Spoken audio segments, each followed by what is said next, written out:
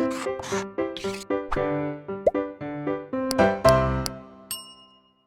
Students, welcome back to Blueprint Digital. आज की इस वीडियो में हम लाइसोसोम्स के बारे में पढ़ेंगे। वीडियो को स्टार्ट करने से पहले हमारे चैनल को सब्सक्राइब करें और बेल आइकन दबाना न भूलें, जिससे हमारे लेटेस्ट वीडियोस की नोटिफिकेशन आपको प्राप्त होती रहे। अब हम आज के टॉपिक पर आते हैं।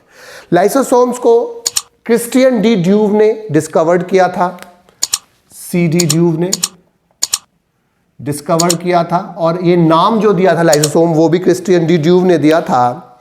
लाइसोसोम्स जो होते हैं वो मैमेलियन आरबीसी को छोड़कर सभी सेल्स में पाए जाते हैं। सामान्यतः प्लांट्स में लाइसोसोम्स एब्सेंट होते हैं या बहुत कम पाए जाते हैं, लेकिन एनिमल सेल्स में लाइसोसोम्स पाए जाते हैं। प्लांट्स में लाइसोसोम्स का ना पाया जाना या कम पाया जाना वो इसलिए होता है क्योंकि जो प्लांट्स में वैक्यूल होती है यानी कि धानी होती है वो लाइसोसोम की तरह काम करती है। और बैक्टीरिया में जो जीवाणु में जो पेरिप्लाज्मिक स्पेस होता है यानी कि सेल वॉल यानी कि कोशिका भित्ति और सेल मेम्ब्रेन यानी कि कोशिका कला के बीच का जो स्थान होता है उसे हम पेरिप्लाज्मिक स्पेस बोलते हैं। तो वो पेरिप्लाज्मिक स्पेस लाइसोसोम की तरह काम करता है। प्लांट्स में लाइसोसोम कम अमाउंट में पाए जाते हैं या एब्सेंट होते हैं, लेकिन फंजाई में ये पाए जाते हैं, हाई अमाउंट में पाए जाते हैं। पेरिप्लाज्मिक स्पेस बैक्टीरिया में पाया जाता है जो इसी की तरह काम करता है। और ये लाइसोसोम स्फेरिकल संरचनाएं होती हैं जो एक सिंगल मेम्ब्रेन से घिरी होती हैं।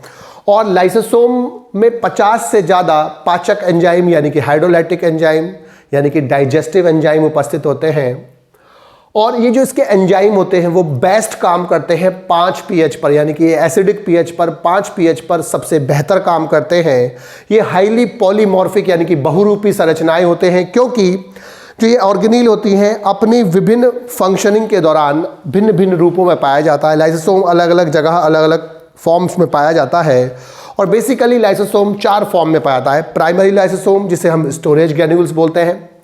जो नया बना लाइसोसोम होता है जिसमें inactive ribosome inactive enzymes present होते हैं, हम उसे प्राइमरी लाइसोसोम बोलते हैं। गोल्जी कॉम्प्लेक्स से निकलता है जब वो प्राइमरी लाइसोसोम कहलाता है। एंडोप्लाज्मिक रेटिकुलम जो होती है उसके लिए प्रोटीन बनाते हैं और वो एसिड हाइड्रोलाइसिस जब गोल्जी कॉम्प्लेक्स से बाहर निकलते हैं तो वो पैक होकर बाहर निकलते हैं। तो जो इनएक्टिव एंजाइम्स युक्त जो पहला लाइसोसोम बनते हैं सबसे पहले उसे हम प्राइमरी लाइसोसोम बोलते हैं।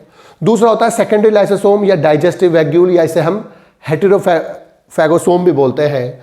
जब प्राइमरी लाइसोसोम के साथ वो पदार्थ भी इससे जुड़ जाएगा जिसका पाचन होना है यानी कि मटेरियल जिसका डाइजेशन होना है वो जब जुड़ जाता है तब इसे हम क्या बोलते हैं, सेकेंडरी लाइसोसोम या डाइजेस्टिव वैक्यूल या हेटेरोफैगोसोम। और जब लाइसोसोम के साथ व्यर्थ पदार्थ जो मटेरियल डाइजेस्ट नहीं हो सकता वो जुड़ा होता है तब हम उसे बोलते हैं तृतीयक लाइसोसोम यानी कि रेजिडुअल बॉडी। और जब लाइसोसोम के साथ उसी सेल का कोई पार्ट जुड़ जाता है तब हम उसे बोलते हैं ऑटोफैगिक वैक्यूल। तो 4 प्रकार का होता है प्राइमरी लाइसोसोम जिसमें केवल इनएक्टिव यानी कि अक्रिय एंजाइम भरे होते हैं। जब प्राइमरी लाइसोसोम के साथ वो पदार्थ भी जुड़ जाते हैं जिनका पाचन होता है तो उसे बोलते हैं हम सेकेंडरी लाइसोसोम यानी कि द्वितीयक लाइसोसोम या हेटेरोफैगोसोम या डाइजेस्टिव वैक्यूल। और जिसमें लाइसोसोम के साथ व्यर्थ मटेरियल प्रेजेंट होते हैं यानी कि वे पदार्थ होते हैं जिनका डाइजेशन नहीं हो सकता तब उसे टर्शरी लाइसोसोम यानी कि तृतीयक लाइसोसोम और रेजिडुअल बॉडी कहते हैं।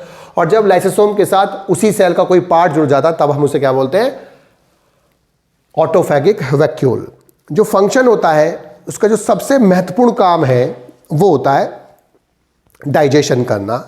डाइजेशन में सबसे पहले होता है हेट्रोफैगी। हेट्रोफैगी का मतलब क्या होता है कि ये जो बाहर से मटेरियल आते हैं उनके डाइजेशन में हेल्प करता है। अर्थात लाइसोसोम का पहला काम है जो बाहर से आए पदार्थ होते हैं उनको डाइजेशन करना। ऑटोफैगी सेल के अंदर जो वेस्ट मटेरियल होता है, जो डेड पार्ट होते हैं, सेल होती है, डेड के कोई ऑर्गेनील होते हैं, कोशिकांग होते हैं, उनका जो डाइजेशन करना होता है वो लाइसोसोम का काम होता है। इसे हम ऑटोफैगी कहते हैं।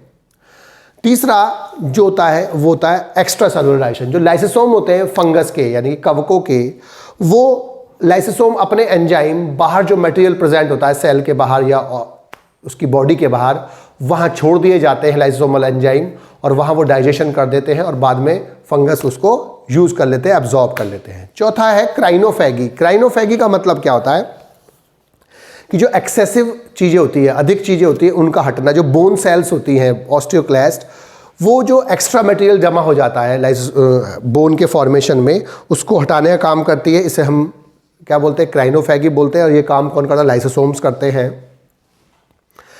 कभी कभी सेल्स के जो पार्ट होते हैं वो ख़राब हो जाते हैं, उसको नष्ट हुए पार्ट को डाइजेस्ट करने के लिए लाइसोसोम यूज़ होता है। और कभी कभी जो लाइसोसोम होते हैं सेल के, वो फट जाते हैं किसी भी कंडीशन के कारण, जिससे जो सेल के पार्ट्स होते हैं वो नष्ट होने लगते हैं और सेल नष्ट हो जाती है। इसके कारण लाइसोसोम भी नष्ट हो जाते हैं। इसीलिए इनको आत्महत्या की थैली यानी कि सुसाइडल बैग्स ऑफ सेल भी कहते हैं। इसके अलावा जो लाइसोसोम्स होते हैं वो एग मेम्ब्रेन में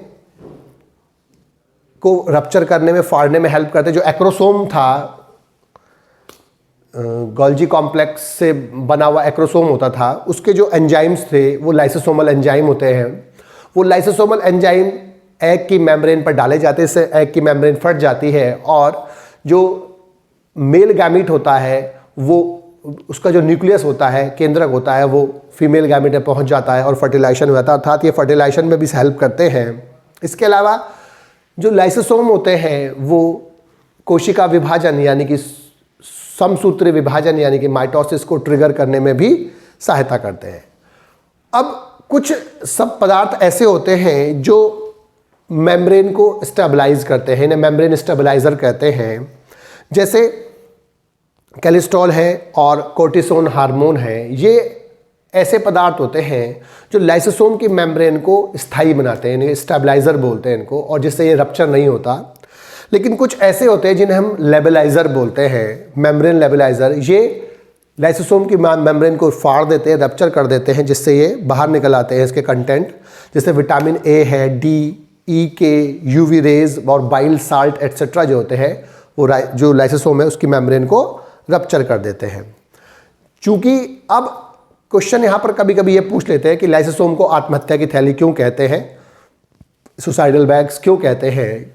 कभी कभी किसी पैथोलॉजिकल कंडीशन में यानी कि डिजीज़ आदि कंडीशन में या किसी और कंडीशन में जो सेल के लाइसोसोम होते हैं वो रप्चर हो जाते हैं, और सेल के रप्चर होने, उनके लाइसोसोम के रप्चर होने से, यानी कि रप्चर माने फट जाते हैं, उनके फटने से जो उनके जो एंजाइम होते हैं, उनके जो कंटेंट होते हैं वो बाहर आ जाते हैं और वो सेल का जो पार्ट्स होते हैं उनको डाइजेस्ट करना स्टार्ट कर देते हैं, जिससे सेल के पार्ट्स धीमे धीमे नष्ट होने लगते हैं और पूरी सेल भी नष्ट हो जाती है। अब जब सेल नष्ट हो जाएगी तो सेल के अंदर जो लाइसोसोम है वो भी नष्ट हो जाएंगे, क्योंकि कोई भी सेल अकेली सर्वाइव कर सकती है, जीवित रह सकती है, लेकिन कोई भी कोशिकांग अकेला सर्वाइव नहीं कर सकता। जब लाइसोसोम के एंजाइम ने लाइसोसोम के बाहर निकलने से, लाइसोसोम से बाहर आकर सेल के कोशिकांगों को नष्ट कर दिया तो इससे सेल भी नष्ट हो जाती है। जब सेल नष्ट हो जाती है तो लाइसोसोम अकेले सर्वाइव नहीं कर सकते, तो लाइसोसोम की भी मृत्यु हो जाती है।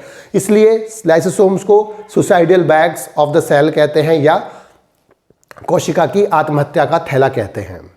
बच्चों, आज की इस वीडियो में बस हम इतना ही पढ़ेंगे। हमारी इस वीडियो को आप लाइक करें और अपने दोस्तों के साथ शेयर करें। यदि आपका कोई डाउट है तो आप हमें कमेंट करके बता सकते हैं। इस अध्याय को और अच्छे से पढ़ने और समझने के लिए आप चित्रा प्रकाशन की बुक एक्टिव जीव विज्ञान की सहायता भी ले सकते हैं।